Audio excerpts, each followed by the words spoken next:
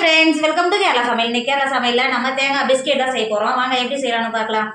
Friends, நம்ம கடையில் வாங்க முடியல தேங்காய் பிஸ்கெட் தான் செய்ய போகிறோம். அதுக்கு நான் ஒரு முடி தேங்காவை அதை வருத்துங்களா, இந்த ஓடு மட்டும் கட்டிட்டு எடுத்து வச்சுருக்கேன். நம்ம காயெல்லாம் சீவும் பாருங்க. சீவல் இந்த மாதிரி சின்னது இருக்குது பார்த்தீங்களா, இதில் வச்சு இது மாதிரி சேர்த்திங்கன்னா போதும். நல்லா பூ போல் நீட்டாக நல்லா போட்டுங்க. பார்த்தீங்களா எப்படி கொட்டுது பாருங்கள். இருக்கிறதெல்லாம் இதே மாதிரி சீவி எடுத்துக்கோங்க. ஃப்ரெண்ட்ஸ், இப்போ பாருங்கள் நம்ம துருவி எடுத்தது எந்த அளவுக்கு நல்லா நீட்டாக இருக்குது பாருங்கள். இப்போ பார்க்கவே எவ்வளோ நீட்டாக எவ்வளோ ஒரு மெலிசா ஒரே மாதிரி இருக்குது பார்த்தீங்களா. சீவல் அழைச்சோம்னா இப்படி தான் இருக்கும். இப்போ இதை மாற்றி வச்சுக்கோங்க. இப்போது ஒரு மிக்ஸி ஜார் எடுத்துக்கோங்க. மிக்ஸி ஜார் எடுத்துகிட்டு 1.5 கப் சர்க்கரை சேர்த்துக்கோங்க. 250 கிராம் கப்பில் 1.5 கப் சர்க்கரை சேர்த்துக்கோங்க. சர்க்கரை சேர்த்து கொடுத்துட்டு மிக்ஸி மூடி நல்லா பவுடர் அரைச்சி எடுத்துக்கோங்க. ஃப்ரெண்ட்ஸ், நம்ம அரைச்சது இந்த அளவுக்கு இருக்கணும். இப்போ இதை மாற்றி வச்சுக்கோங்க. ஃப்ரெண்ட்ஸ், இப்போ ஒரு பவுல் வச்சுக்கோங்க. 250 கிராம் கப்பில் 1 கப் நெய் நக்கா அதை உள்ள சேர்த்துக்கோங்க. நெய் சேர்த்து கொடுத்துட்டு நம்ம ஏற்கனவே அரைச்சி எடுத்து வச்சுருக்கோம்ல சர்க்கரை அதோட சேர்த்துக்கோங்க. நல்லா கலந்து கொடுத்துக்கோங்க. நம்ம நெய்யில் பண்ணும்போது குழந்தைகளுக்கு கொடுக்கும்போது ரொம்ப ஆரோக்கியம். நல்லா கலந்து கொடுத்துக்கோங்க. சர்க்கரை நல்லா கலந்து நல்லா கலந்துக்கோங்க. ஃப்ரெண்ட்ஸ், இப்போ பாருங்கள் சர்க்கரையை நெய்யோடு நல்லா கலந்து எடுத்துட்டோம். இப்போ பார்த்தீங்களா, இப்போ நம்ம எடுத்து வச்சுருக்கிற 250 கிராம் கப்பில் 2 கப்பு மைதா மாவு எடுத்து வச்சுருக்கேன். அதை கொஞ்சம் கொஞ்சமாக உள்ளே சேர்த்துக்கோங்க. 1/4 டேபிள் ஸ்பூன் பேக்கிங் பவுட்ரு சேர்த்துக்கோங்க. பவுட்ரு சேர்க்கும் போது நல்லா பிஸ்கெட் நல்லா பொங்கி நல்லா வெந்து வரும். எடுத்துட்டு நல்லா கலந்து கொடுத்துக்கோங்க. நம்ம சேர்த்த மைதா மாவு பேக்கிங் பவுடர் எல்லாம் கலந்து வர மாதிரி நல்லா கலந்து கொடுத்துக்கோங்க. நம்ம இந்த பிஸ்கெட்டை பாலும் நெய்யில் தான் செஞ்சு எடுக்க போகிறோம். இப்போ நல்லா கலந்துக்கோங்க. ஃப்ரெண்ட்ஸ், இப்போ பாருங்கள் நெய்யிலே நல்லா கலந்து எடுத்துட்டோம். நெய்யில் கலக்கும் போது இந்த அளவுக்கு தான் இருக்கும். இப்போது நம்ம ஏற்கனவே துருவி எடுத்து வச்சுருக்கோம்ல தேங்காயை உள்ளே சேர்த்துக்கோங்க. நான் 1/4 கப்பு துருவி வச்சுருக்கேன். உள்ளே சேர்த்துக்கோங்க. சேர்த்துட்டு ஒரு 2 டேபிள் ஸ்பூன் மட்டும் மாற்றி வச்சுக்கோங்க. 2 டேபிள் ஸ்பூன் மட்டும் நான் மாற்றி வச்சுருக்கிறேன். இப்போ இதை மாற்றி வச்சுக்கோங்க. ஃப்ரெண்ட்ஸ், இப்போ தேங்காய் சேர்த்து கொடுத்துட்டு 2 டேபிள் ஸ்பூன் பால் சேர்த்துக்கோங்க. சேர்த்துட்டு நல்லா மாவு குழச்சி எடுத்துக்கோங்க. தேங்காயோட சேர்த்து நல்லா குழச்சிக்கோங்க.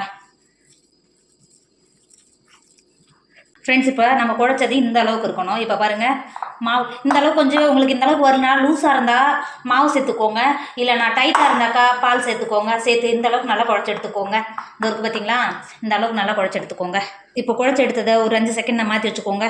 ஃப்ரெண்ட்ஸ், நான் பிஸ்கெட்டை பேக் பண்ணுறதுக்கு அலுமினியம் ஒரு பிளேட் ஒன்று, ஸ்டீல் பிளேட் ஒன்று 2 எடுத்திருக்கேன். இப்போது 2 பிளேட்லேயும் ஒரு டேபிள் ஸ்பூன் எண்ணெய் சேர்த்துக்கோங்க. எண்ணெய் சேர்க்கணும்னா நீங்கள் நெய் கூட சேர்த்து கொடுத்துக்கோங்க. சேர்த்துட்டு ஒரு ப்ரஷ் வச்சு எல்லா இடத்துலையும் நல்லா படுற மாதிரி நல்லா அப்ளை பண்ணி கொடுத்துக்கோங்க. நல்லா ப்ரஷ் வச்சு நல்லா தேய்ச்சி கொடுத்துக்கோங்க. இந்த அளவுக்கு நல்லா தேய்ச்சி எடுத்துட்டோம். இப்போது நம்ம எண்ணெய் தேய்ச்சோம்ல அதில் பட்டர் பேப்பர் வச்சுக்கோங்க. சேர்த்து கொடுத்துக்கோங்க. நம்ம அடுப்பில் தான் பேக் பண்ண போகிறோம். இது மாதிரி எல்லா இடத்துலையும் படுற மாதிரி நல்லா தேய்ச்சி கொடுத்துக்கோங்க. தேய்ச்சி கொடுத்துட்டு பிளேட்டை மாற்றி வச்சுக்கோங்க. இப்போ நம்ம குழச்சி வச்சோம்ல அந்த மாவுலேருந்து ஒரு 1/2 நெல்லிக்காய் சைஸ் இந்த அளவுக்கு போதும். கையில் எடுத்து இப்படி உருட்டிக்கோங்க. இந்த அளவுக்கு நல்லா உருட்டிட்டு உள்ளங்கையில் வச்சுட்டு இந்த மாதிரி லைட்டாக ப்ரெஸ் பண்ணி கொடுத்தீங்கன்னா அடியில் தொபருங்க இந்த சைடு மட்டும் கொஞ்சம் இதாகும். தேங்காய் பிஸ்கெட் பார்த்தீங்கன்னா மேலே நடுவில் மட்டும் கொஞ்சம் பெருசாக இருக்கும். ஓரத்துலலாம் கொஞ்சம் கிறிஸ்பியாக இருக்கும். இந்த மாதிரி அழுத்தி கொடுத்துக்கோங்க. இந்த மாதிரி அழுத்தி கொடுத்துட்டு இந்த ஓரமெல்லாம் நல்லா லெவல் பண்ணிக்கோங்க. ஃப்ரெண்ட்ஸ், இப்போ பாருங்கள் இந்த அளவுக்கு நல்லா லெவல் பண்ணி எடுத்தோம்ல. நம்ம முன்னாடியே பட்டர் பேப்பர் போட்டு எடுத்து வச்சோம் பார்த்தீங்களா, அந்த பிளேட்டில் செட் பண்ணிக்கோங்க. இருக்கிறதெல்லாம் இது மாதிரி செட் பண்ணிக்கோங்க. ஃப்ரெண்ட்ஸ், நம்ம பிஸ்கெட்டெல்லாம் பிடிச்சி எடுத்துட்டோம் பார்த்தீங்கன்னா. இப்போ நம்ம ஏற்கனவே தேங்காய் மாற்றி வச்சுருக்கோம் பார்த்தீங்களா, அது மேலே இது மாதிரி லைட்டாக வச்சு கொடுத்துக்கோங்க. தேங்காய் பிஸ்கெட்டு பார்க்கறதுக்கு மேலே இருக்கும். அதனால் இது மாதிரி எல்லா பிஸ்கெட்லேயும் இது மாதிரி வச்சுக்கோங்க. ஃப்ரெண்ட்ஸ், இப்போ பார்த்தீங்களா தேங்காய் பிஸ்கெட்டுக்கு மேலே தேங்காய் வச்சு கொஞ்சம் டெக்கரேஷன் பண்ணிட்டோம். தேங்காய் வச்ச உடனே அப்படியே விட்றாதீங்க. கொஞ்சம் லைட்டாக இது மாதிரி அழுத்தி கொடுத்துக்கோங்க. இந்த பாருங்கள் சில்வர் பிளேட்லேயும் இதே மாதிரி தேங்காய் வச்சு செட் பண்ணிக்கிட்டேன். ஃப்ரெண்ட்ஸ், நம்ம பிஸ்கெட்டு பேக் பண்ண போகிறது இந்த பாத்திரத்தில் தான். ஓவன் எதுவும் கிடையாது. நான் அடுப்பில் 10 நிமிஷத்துக்கு முன்னாடியே நல்லா ஃப்ரீ ஹீட் ஆகிடுச்சு. கீழே மணல் போட்டு மேலே ஒரு ரிங்கு இறக்கி வச்சுருக்கேன். நம்ம குழம்பெல்லாம் இறக்கி வச்சுருக்கோம் இல்லைங்களா, அந்த ரிங்கு உள்ளே இறக்கி வச்சுருக்கேன். இப்போ நம்ம செட் பண்ணி வச்சுருக்கோம்ல பிஸ்கெட்டு கையில் தட்டாமல் சூடாக இருக்கும். தட்டாமல் உள்ளே இறக்கிக்கோங்க.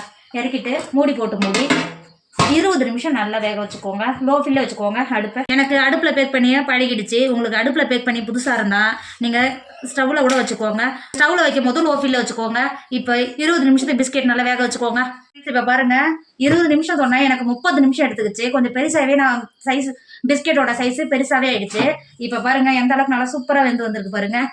பார்த்தீங்களா, நல்லா இந்த ஓரமெல்லாம் நல்லா கடையில் வாங்குற மாதிரி அந்த கலர் வந்துட்டு மேலே நல்லா வெள்ளை கலரு. நம்ம தேங்காய் சேர்த்தோம் இல்லையா, இதெல்லாம் எப்படி தடுத்து பார்த்தீங்களா. இப்போ இது வெளில எடுத்துக்கோங்க. ஃப்ரெண்ட்ஸ் இப்போது நல்லா சூடாக இருக்குது பார்த்தீங்களா? இப்போது நம்ம ஏற்கனவே இன்னொரு ஸ்டீல் பிளேட்டில் பண்ணி வச்சுருக்கோம்ல பிஸ்கெட்டு, அதை உள்ள இறக்கிக்கோங்க. இறக்கிட்டு மூடி போட்டு மூடி வேக வச்சுக்கோங்க.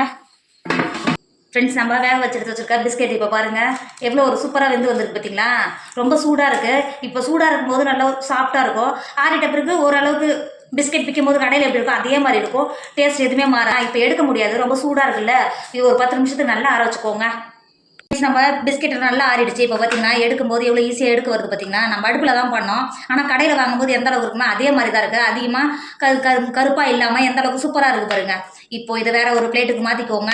ஃப்ரெண்ட்ஸ் இப்போது பிளேட்டில் மாற்றி வச்சுருக்கேன். இப்போ வாங்க பார்க்கவே எவ்வளோ ஒரு சூப்பராக இருக்குது பார்த்தீங்களா? ஆனால் அவ்வளோ ஒரு சாஃப்டாக இருக்கும். இங்கே பாருங்கள் நம்ம கடையில் வாங்குறோம் பார்த்தீங்களா, அந்த மாதிரியாக தான் இருக்கும். இங்கே பாருங்கள் சாப்பிடும் போதும் கடையில் வாங்குற அதே டேஸ்ட்டாக தான் இருக்கும். டேஸ்ட் எதுவும் வித்தியாசம் வராது. கண்டிப்பாக நீங்களும் ட்ரை பண்ணுங்கள். நீங்கள் கடையில் போய் வாங்கினா 30 ரூபா கொடுத்து ஒரு பாக்கெட் வாங்கணும், அதில் 10 பீஸ் மட்டும்தான் இருக்கும். ஆனால் நீங்கள் வீட்டில் செஞ்சு வச்சுக்கிட்டா ஸ்டோர் பண்ணி வச்சுட்டா 1 மாதம் ஆனாலும் கெட்டு போகாது. நம்ம நெய் பால் இதெல்லாம் சேர்த்து செஞ்சதுனால ரொம்ப ரொம்ப ஹெல்த்தியாக இருக்கும். கண்டிப்பாக நீங்களும் ட்ரை பண்ணுங்கள். என்னோட வீடியோ உங்களுக்கு பிடிச்சிருந்தா உங்கள் ஃப்ரெண்டு உங்கள் ஃபேமிலிக்கு ஷேர் பண்ணுங்கள். மறக்காமல் கேரளா சமையலை சப்ஸ்கிரைப் பண்ணிக்கோங்க. எனக்கும் கொஞ்சம் ஆதரவு தாங்க ப்ளீஸ். தேங்க்யூ.